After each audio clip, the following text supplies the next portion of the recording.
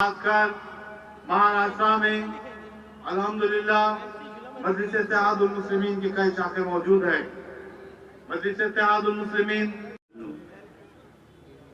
अस्सलाम वालेकुम।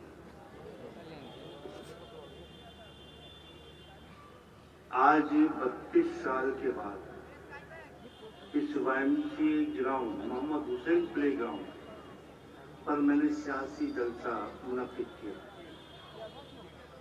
32 साल से इस जमीन के ऊपर मैंने बच्चों की तरबियत, फुटबॉल की तरबियत और बहुत से अनेक बच्चों को हमने यहाँ से तैयार किया। मैं जमीन पे कभी भी सियासत नहीं चाहता। ये जमीन मेरे बच्चों के लिए है, मेरे बुजुर्गों के लिए है, नौजवानों के लिए और खेलने वाले बच्चों के लिए जमीन। और आज का दिन चिल्ड्रन डे के नाम से मंसूब है। तो आज का दिन मुझको ये मौका मिला कि चिल्ड्रन के बारे में चंद अल्फाज में बोलूं मैं। आप जानते हैं घर में बच्चे होते हैं अपने छोटे छोटे प्यारे प्यारे 3 साल 4 साल 5 साल 6 साल बच्चे खेलते हैं, कूदते हैं, घर में भागते हैं, दौड़ते हैं, अच्छा लगता है। लेकिन आजकल एक बीमारी कहें या शौक कहें या तरबियत कहें, एक आम बच्चा मोबाइल लेकर, मोबाइल चीज बुरी नहीं है लेकिन उसका इस्तेमाल करना, उसको किस तरह इस्तेमाल करते हैं वो चीज मुनस्सर है। बच्चा मोबाइल देखता है, 3 साल का बच्चा, 4 साल का बच्चा, 5 साल का बच्चा बैठ कर देखता है। देखने के बाद उसकी शुआएं जो निकलती है वो बच्चे के सर पर असरअंदाज होती है। डॉक्टरों के कहने के मुताबिक अगर बच्चा मोबाइल का इस्तेमाल ज्यादा करेगा तो ब्रेन कैंसर, ब्रेन ट्यूमर जैसी बीमारी से लाभ हो सकता है। बच्चा मोबाइल देखेगा तो उसकी आंख की रोशनी खत्म हो सकती है, जाया हो सकती है, या आंख की बीमारी से कोई मर्ज में मुब्तला हो सकता है। बच्चा बैठकर खेलता है, घर में किसी कोने में बैठकर खेलता है। बैठकर खेलने से उसके बॉडी के बोन्स, मसल्स एक्टिव नहीं होते हैं और जैसे जैसे वक्त गुजरता है, जवानी की दहलीज आती है, वो बुढ़ापे में प्रवेश कर देता है।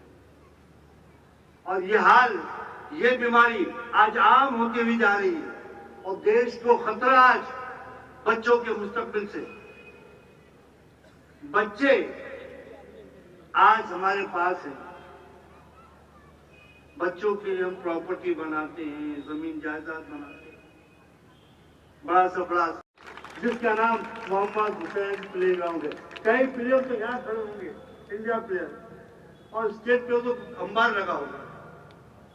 250 बच्चों को रोजगार मिला फुटबॉल की। ये अख्तर भैया, जब मैं छोटा था तो इनका मैच देखने के लिए स्कूल से उल्टा मार के आकर बैठ के देखता था। ये अख्तर भैया जो मेरे बड़े भाई भी हैं, दोस्त भी, रहबर भी। खालिद का है, खालिद का है, ये खालिद इंडिया प्लेयर। ऐसे अनेक नौजवान यहाँ पे जो मौजूद हैं इंडिया से।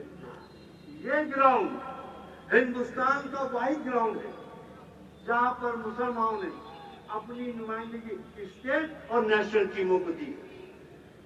आज की तारीख में यहाँ पर 6 अकेडमी है, जिसमें सबसे बड़ी अकेडमी मेरी है, टीपू सुल्तान स्पोर्ट्स क्लब और अकेडमी।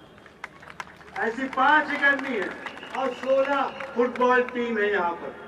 ये मदनपुरा का दिल है, ये जमीन, ये टुकड़ा, ये मदनपुरा का दिल है, मोमिनपुरे का दिल है, कालापानी का दिल है, लंबी सिमिचान का दिल है, कासिस्तान का दिल है, दोस्त बाजार का दिल है, बाजी गली का दिल है, हुसैनीबाग का दिल है। ये हमारा दिल है जहाँ पर आज हम बैठे हुए हैं। और इस ग्राउंड के ऊपर मैंने कभी सियासत करने का मैंने सोचा नहीं। आज मजबूरी कि अकबर साहब के हमने परमिशन मांगा, उन्होंने कहा कि हम नहीं दे सकते। हमने कहा कि नाक पर भी दे दो हमको परमिशन, वहां हम कर लेते हैं। बोले नहीं साहब, इतना बड़ा जोखिम नहीं ले सकते। मैंने कहा मदनपुर के चौराहे पे दे दो। बोले इतना बड़ा जोखिम नहीं ले सकते। मेरी मुराद ये है कि ये मुल्क का शहरी नरेंद्र मोदी जितना है, उद्धव ठाकरे जितना है, राहुल गांधी जितना है, उतना ही ये मुल्क का शहरी अकबरुद्दीन ओवैसी भी है। इस मुल्क की सियासत में हर समाज की आवाज उठाने के लिए हर समाज ने अपनी आवाज को, अपने हक को हासिल करने के लिए, अपने ऊपर होने वाले मजालिम का जवाब देने के लिए और नाइंसाफी को इंसाफ में बदलने के लिए अपने अपनी आवाज, अपनी अपनी जमातों को बनाया है। क्या कोई इस बात से इनकार करेगा कि हिंदुस्तान में बेशुमार जमातें, बहुजन समाज की भी जमात है तो बहुजन समाज पार्टी है, यादवों की जमात है तो समाजवादी है, या फिर बिहार में लालू की जमात है।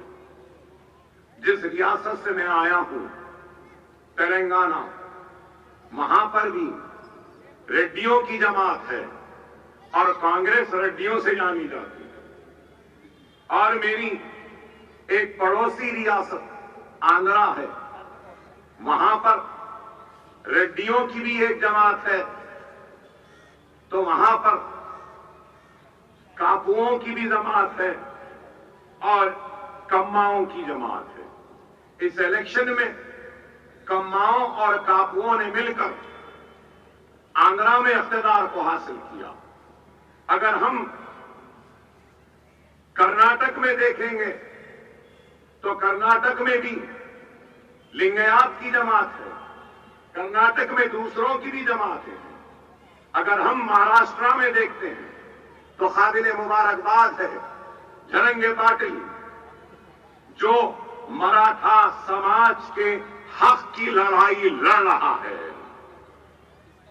अब सवाल यह है कि यहां महाराष्ट्र में भी जो जमातें हैं, तो कोई वीर सावरकर की आइडियोलॉजी को, उनकी सोच को, उनकी फिक्र को मानता हुआ सियासी जमात बनाकर आगे बढ़ रहा है, तो कोई गोलवारकर की सोच, वो सियासत या उनकी फिक्र और उनकी आइडियोलॉजी को लेकर आगे बढ़ रहा है, तो कोई श्यामा प्रसाद मुखर्जी की आइडियोलॉजी को लेकर आगे बढ़ रहा है, तो कोई बाल ठाकरे की आइडियोलॉजी को लेकर आगे बढ़ रहा है।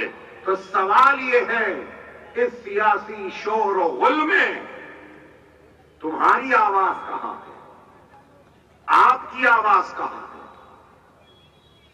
आज इंतखाबात तो हो रहे हैं, इस इंतखाबी शोर में अगर कहीं से हमारी अपनी आवाज अगर सुनाई देती है तो वो मजलिस इत्तेहादुल मुस्लिमीन की शक्ल में सुनाई देती है। हार और जीत, कामयाबी व नाकामी तो अल्लाह के हाथ है, लेकिन हमने जो काम शुरू किया है अपनी कौम को बेदार करने का और उनकी बेदारगी के जरिए अपने नुमाइंदों को मुंतखब करवाकर ऐवान बल्दिया, ऐवान असेंबली और ऐवान पार्लियामेंट में भेजना हमारा मकसद है। अगर मैं ये भी कहूं तो गलत ना होगा कि कानून बनने के मराकज अगर कोई है जहां पर कानून बनता है तो वो ऐवान बल्दिया, ऐवान असेंबली, वो ऐवान पार्लियामेंट होते हैं। और अगर इसमें हमारी आवाज नहीं, हमारी नुमाइंदगी नहीं, तो खैर कैसे हम उस बनते हुए कानून की तायीद करेंगे या मुखालिफत करेंगे? कानून मैदानों, बाजारों या इन ग्राउंडों में नहीं बनते, कानून बनते हैं तो ऐवानों में बनते हैं।